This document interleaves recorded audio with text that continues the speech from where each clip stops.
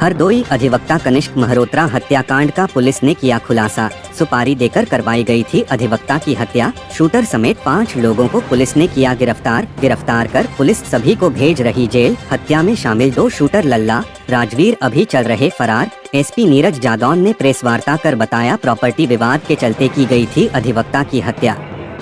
2011 में खरीदी थी प्रॉपर्टी। अधिवक्ता कनिष्क मल्होत्रा का प्रॉपर्टी से कब्जा खाली कराने के लिए कराई गई हत्या। कोतवाली शहर क्षेत्र के सराय थोक पश्चिमी निवासी आदित्य भान सिंह समेत प्रॉपर्टी के सभी पार्टनरों ने रची थी अधिवक्ता की हत्या की साजिश। अधिवक्ता की हत्या के लिए शूटरों को 4 लाख रुपए देने का था प्लान। सभी को गिरफ्तार कर लिया गया है। 2 अन्य वांछित शूटर लल्ला, राजवीर को जल्द गिरफ्तार किया जाएगा। और फर्दर क्या जो है आगे अस्पताल वाले हमें, जैसा कि आप सभी को पता है कि 30 जुलाई की देर शाम को जनपद हरदोई के वरिष्ठ अधिवक्ता कनिष्क मल्होत्रा की उनके घर में हत्या कर दी गई थी।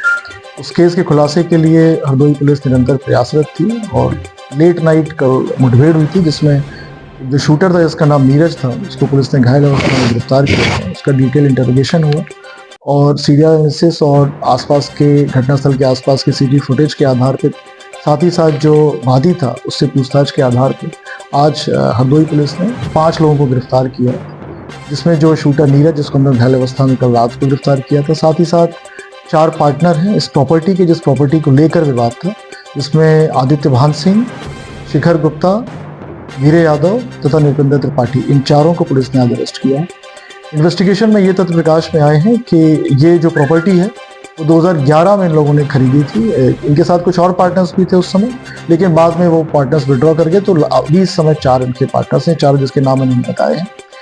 इन लोगों का प्रयास ये था कि इस प्रॉपर्टी से जो भी टेनेंट हैं उन सबको खाली करवाना। तो इन्होंने प्रलोभन दे के, भय दिखा के कई टेनेंट्स को वहाँ से खाली करवा दिया था। जो ये वरिष्ठ अधिवक्ता थे, इन पर भी दबाव डाला जा रहा था कि ये अपना कमरा खाली करें। 2 कमरे में ये रहते थे, एक कमरे में, छोटे कमरे में ऑफिस बना रखा था, लेकिन इन्होंने खाली नहीं कर रहा था। तो इनको खाली कराने के उद्देश्य से आदित्य भान सिंह ने ये पूरी कॉन्स्पिरेसी इन तीनों के साथ मिलकर हैच की।